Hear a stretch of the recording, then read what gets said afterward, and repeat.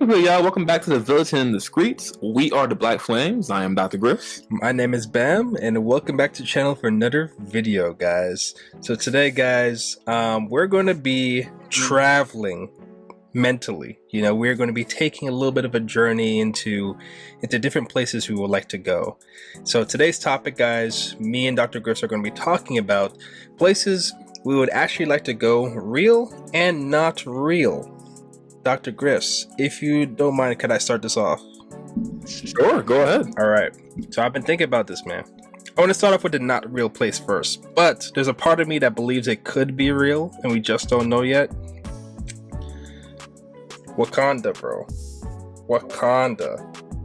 Okay. Why Wakanda? Bro. For one, it's just like Black Panther. When you watch Black Panther, it just gives that whole vibe of I love the vibe of this place being super technologically advanced but being very rooted, very culturally rooted. So at least when I was watching the Black Panther movie, you get kind of see how the streets are set up, and you see how it has a very close to nature, but they have hover cars, so you're just we're close to, it feels like a nice blend of respecting the environment while also being super technologically advanced and be able to just create and do things like that. The technology, the beads are pretty dope. There's just the technology they have there is amazing. Basically whatever disease that the world has, Wakanda got that solved. They figured that out. It's because remember in the Black Panther movie, I forget the name of the agent, but he got shot in the spine. And then Shuri was like, yeah, that's easy. Just fix that up. And they were really chilling for all of eternity since the vibranium hit them, right? Mm-hmm. I ain't gonna hold you. Wakanda was one of my first places I would go to. Yeah. Yeah, the only L they took was when Thanos came. I don't know why, but they were fighting at Wakanda, right? Yeah. Of all the places in the world, they're Wakanda. Because my thing is if I was the king of Wakanda, right? If I was T'Challa, and I knew Thanos was entering our atmosphere, why would I volunteer my nation to be the battleground? You could went to Arizona or Antarctica, some random desert or no, Yeah.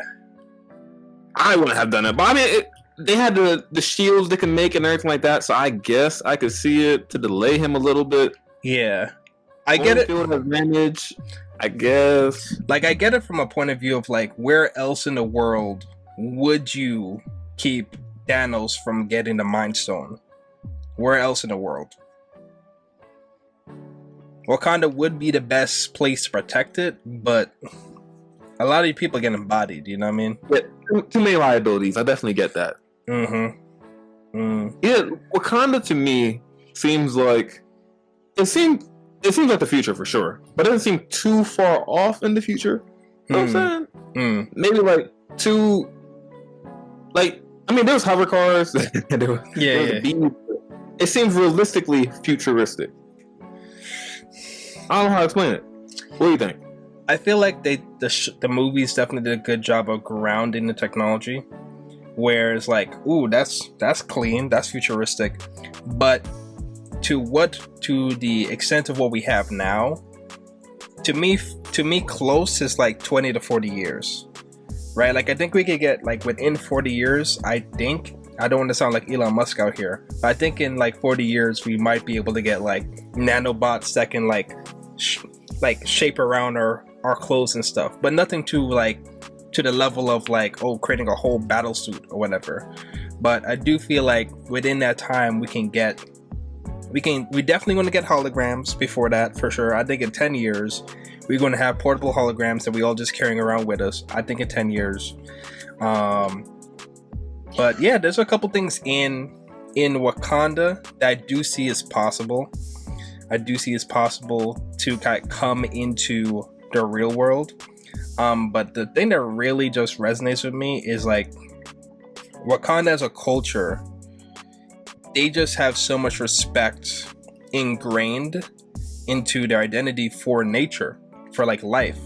And so when you're looking at their technology, it doesn't look like they're like chopping down whole rainforests in order to collect more vibranium, you know? Extracting oil or something like that. Doesn't look like that. Mm-hmm. So it just feels like it's just like pure respect for nature. Now that might be a facet because vibranium just does a lot of stuff for them. They got their energy, they got everything from vibranium. So maybe it's just like collecting vibranium. That's the only thing. So they don't have to cut down trees for themselves.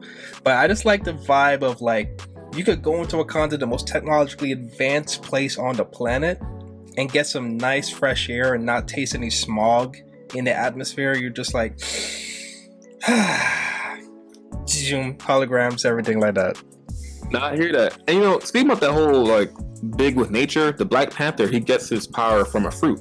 You know what I'm saying? Mm-hmm. Mm-hmm. With all this technology, he's not stabbing himself with nanobites. He's eating a fruit. Yeah, like I'm wondering, like, because I've been doing a lot of research on nutrition. Like I've been reading this book called Eat Smarter, which talks about different things you can eat, talks about metabolism, like talk about gut health and stuff like that. And you know, you just think about Wakanda, think about like how vibranium enriches their soul and like how it kind of fuses and melds with the plant life. So you're just thinking like, is everybody in Wakanda just Usain Bolt? Or there was that one line, I don't know if it was a meme or if it's in a movie, but it was like T'Challa walked into Iron Man's lab and he said like, yo, this is a nice lab. He's like, oh, do you have one in Wakanda? Yeah, we have one in every elementary school. Like, yeah, he had to flex on something like that. So I'm thinking the average Wakandian is like a genius and a physical specimen. That's what I'm really thinking, because it's like your nutrition's got to be on point over there. Your healthcare system is definitely on point. You get any kind of disease, solved, handled in a day, you know, and like your school system is just like you're out here defusing neutron bombs at 5 years old. You know what I mean? Like, yeah, it just seems like a lit place to be. So I guess they like the tents. Like there's some like huts. You know what I'm saying? Mm-hmm. But it's that just space efficient way of living. Yeah, but that's not even in the main city. You know, like if you rewatch a movie, is like that's the cover up place. They literally have people that's on shift that goes like, oh, it's my turn to like go to the front and cover things up and do it. So you have different groups of people that live in the main city. Yeah, like that's where I'm trying to go, the main city. Yeah. But then you have, you know, the Japari tribe, the ape guys that are kind of stick to just the natural, like eating the fruits and health from the environment and kind of stay away from the technology. So they're still benefiting from Wakanda technology. They're still using vibranium, but they're doing it a little bit more basic. Yeah. Mm-hmm. Okay. Gotcha. I thought they were like the people who live in the huts are just like broke, homeless type. Nah, I think they just on shift, bro, part time. Okay, so to give the cover up of in case someone's flying by. Yes. Where there's some tribal people. Okay. Mm-hmm. Gotcha. Yeah. Speaking about all of this, when you brought up like holograms and everything like that, I was thinking about the metaverse. I haven't really done too much research in it, but I was watching this YouTube video and I heard that someone spent $400,000 to live next to Snoop Dogg's metaverse version of himself. Wait, he paid $400,000 for something that hasn't been made yet? I like I said, I haven't done the research this video. Maybe we could show a screen or anything. Okay. I've heard that someone spent, because they're buying real estate in the metaverse. Yeah, I was actually having a conversation with somebody at the gym about that. Like he was telling me about like what do you think in the field of technology is going to be the next things that pop off? And I said 110%. No financial advice whatsoever, guys, but like 110%. I think solar is going to pop off, and I think virtual reality is going to pop off. And it's kind of like, it's weird to think that you could buy real estate in a virtual reality, because we kind of have this idea that, wait, digital, that's unlimited, right? But even it's kind of like, it's not necessarily that to our perception of digital stuff, it might as well be unlimited. It might as well be limitless. We'll never, in our lifetimes, we'll probably never reach a limit of it. But it's more about the name or the identification of something. So for example, like if you own a website, right? Once you have the domain name, nobody can replicate the same name as that website. So Snoop Dogg might have his own virtual reality place, and other people can, click copy and paste and create an exact replica of Snoop Dogg's place, but they'll never create the same exact name or the same exact ID identification of it. So it's kind of like how, so like the person, like it makes sense that the person can do it, but it's just like, bruh, you're gonna spend $400,000 just to be next to Snoop Dogg's digital place.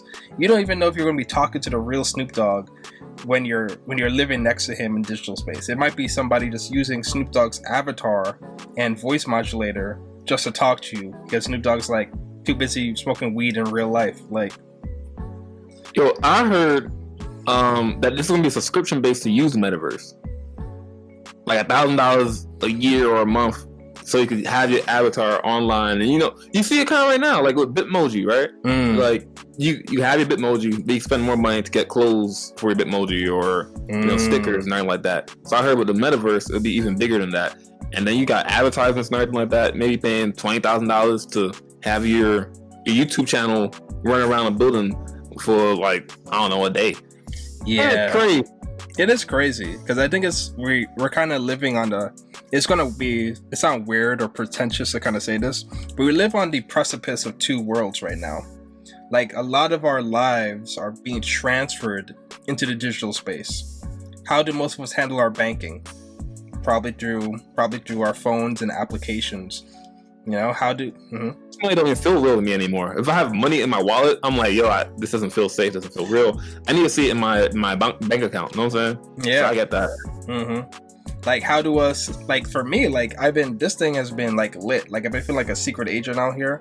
Like I'll like just hold down this, and I could just pay for anything, like beep, beep. I've never done that. I thought about activating, but I've never done that. Okay, so it's actually useful? Yeah, like I have it set to have like a password, so I have to like type in it before I can make any purchases, because I don't want somebody just snatch up, take my watch and be able to do whatever they want. But it's just like, as technology improves, it just makes more sense as we put more and more of ourselves on the digital space. Even to like our podcast here. It's like we're existing and communicating with each other digitally, so like, like for context, me and Dr. Griffs haven't like seen each other in person in a while, so me and him have just been interacting through this space, right? Yeah. So the metaverse world, like, kind of. Yeah. So, have you seen Black Mirror? Yes. Have you seen the episode when they're playing games? Oh god, that one is crazy, bro. Wait, games or that fighting game? That fighting game. Yeah, that one's crazy, bro. That one's crazy. Crazy episode, crazy concept. But that is kind of cool. You know what I'm saying? Like, remove the relationship or keep the relationship dynamic. Yeah. But being able to like be able to do that. Yes. Mm-hmm. Out of all the Black Mirror episodes, that is probably one of the coolest worlds to live in. Yeah. Because that's a possibility. Like, the physical aspect, okay. But like, imagine you want to be Infamous 2, Cole McGrath. You just put that thing in your head and next you know you're Cole. Yep. Get a cool avatar. You know what I'm saying? Like, just walk around, have like the effects. It's like, it's crazy because like you have the effects. Like I could literally see somebody programming or modding the avatar to have a electricity effect that when it hits another person's avatar, could hack their avatar and make them just buzz out. And so it makes you feel like you're actually doing something and affecting someone really, and the other person is like, dang, why is my avatar acting weird? And you combine that with the fact that the person has the glasses, the headphones, the haptic suit, and so now they're like feeling like their avatar acting weird. So it's gonna get crazy, man. It's gonna get crazy. I haven't really looked at this, but I saw that they're making a screen that you could taste what is happening. Now, I don't know how hygienic that is. Yeah, that sounds weird. I saw on Instagram people. I wasn't like, Yeah. Google Scholar. It wasn't that. I saw on Instagram was like, someone make a screen you could taste. You could taste what's happening.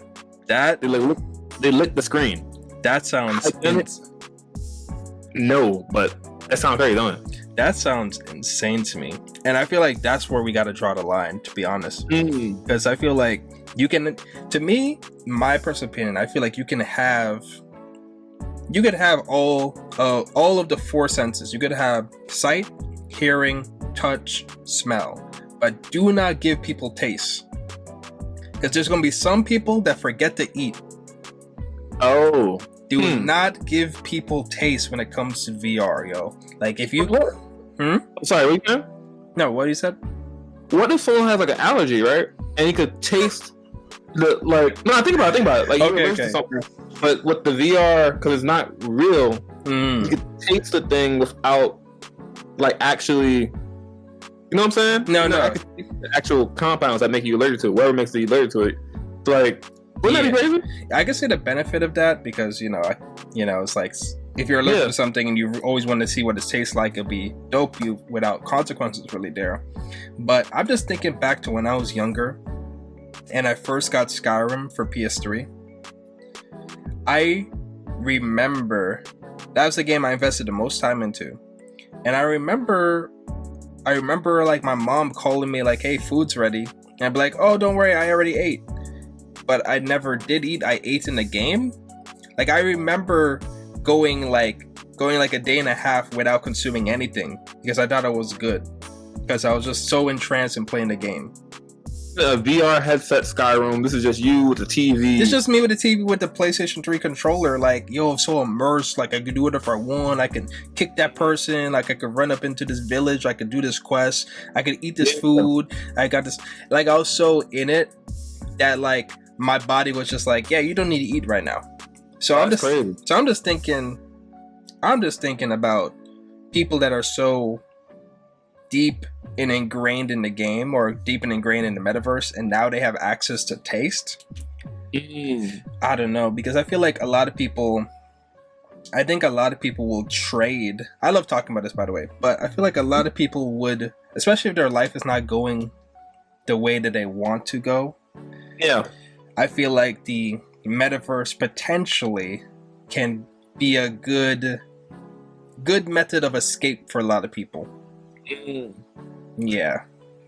So to answer my, I guess, second thing, I would pick Wakanda, and probably this world like 30 years into the future. If I could be like 30, 40 years into the future at my age right now, yeah, that'd be dope. That'd be pretty dope. You know what I'm saying?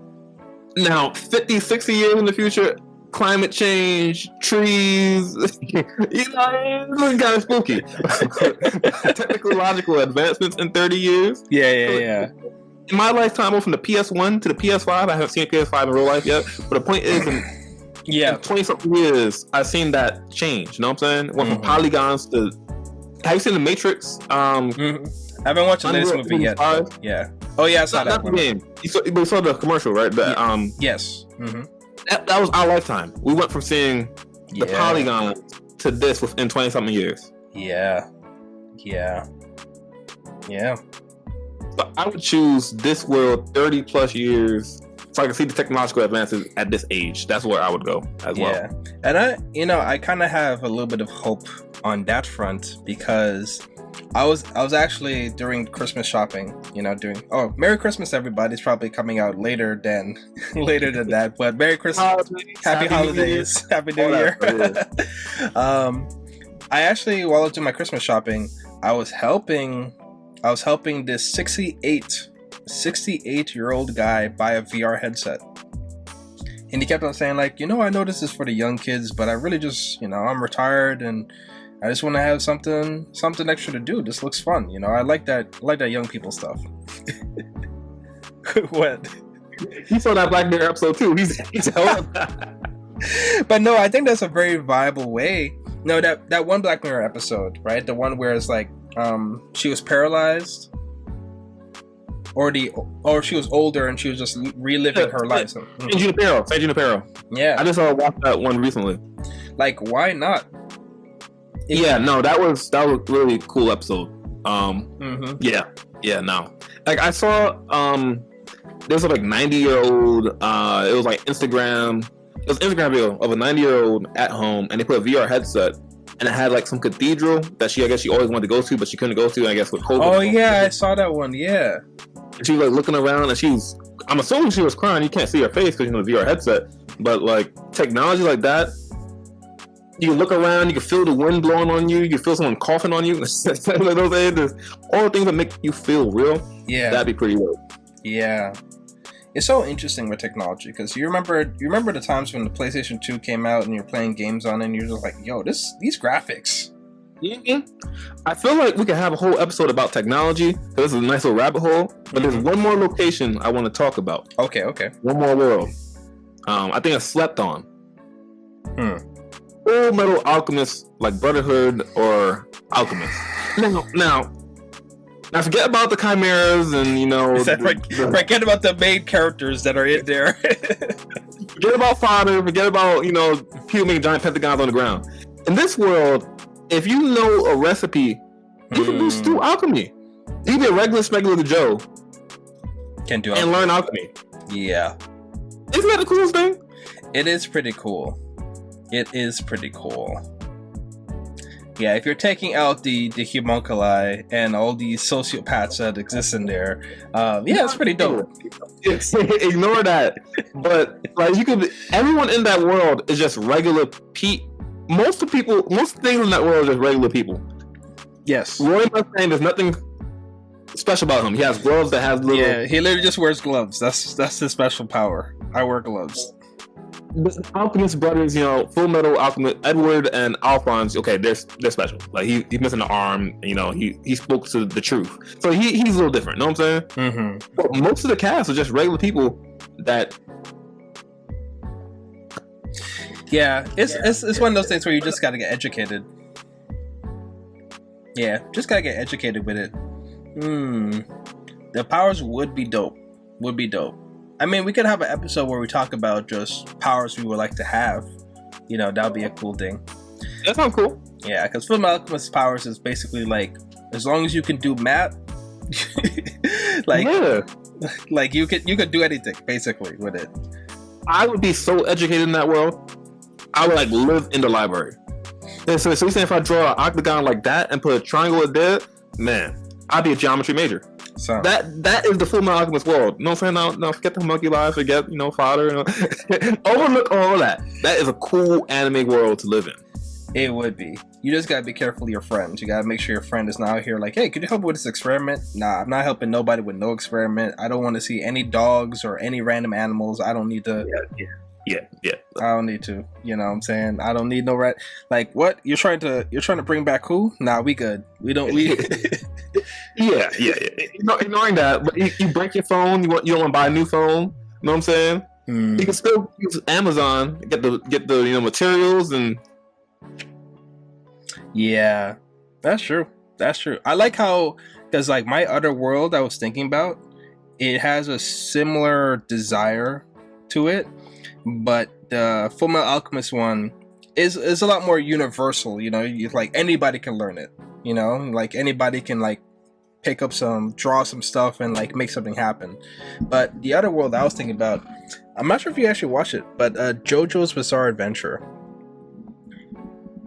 Right. So I'll break it down a little bit. So JoJo's Bizarre Adventure, specifically part 3 and moving forward, they introduce this power called Stance, which is basically like the manifestation of your fighting spirit.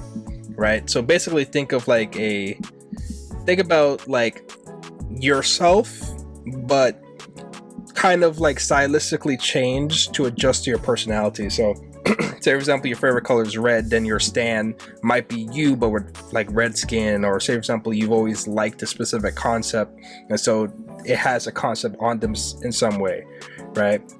But what I love about stans is that they give you these powers that is basically says freak physics, freak logic. This is the desire of your heart, and I'm just going to make it happen. So basically, you had one character that was a manga writer, and so his stand came out, and is like this little small guy that has like a white suit on, and it's a cool looking stand. But his main ability is to basically open people like a book and edit them.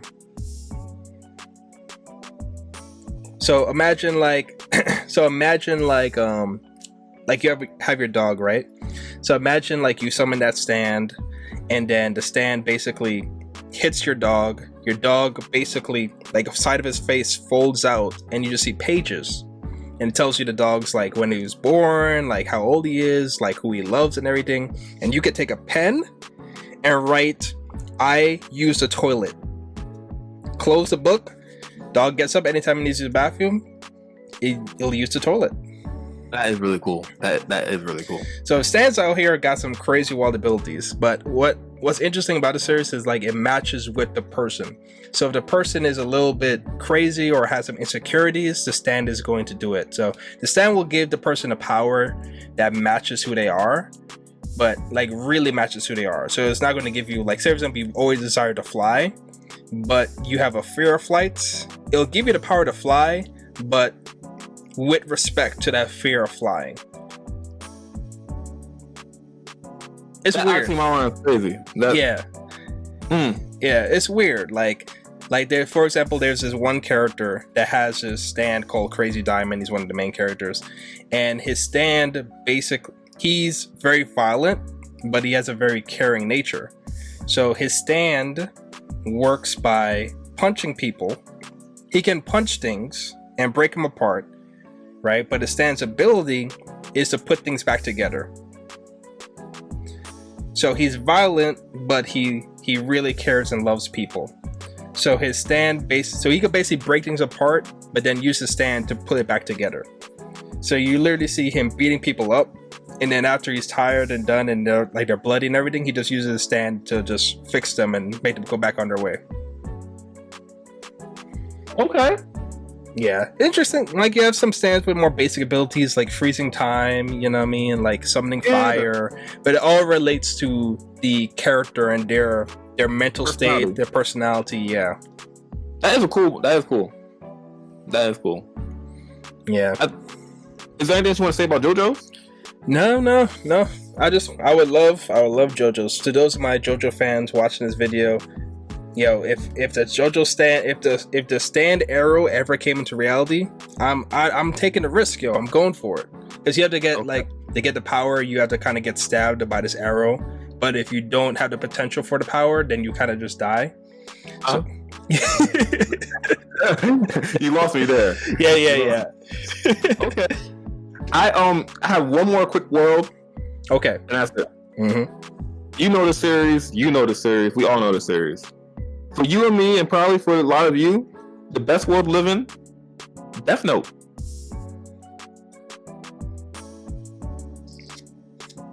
Can you say more? All right, guys, we're gonna end the episode here. No. Like, go to, like, why Death Note?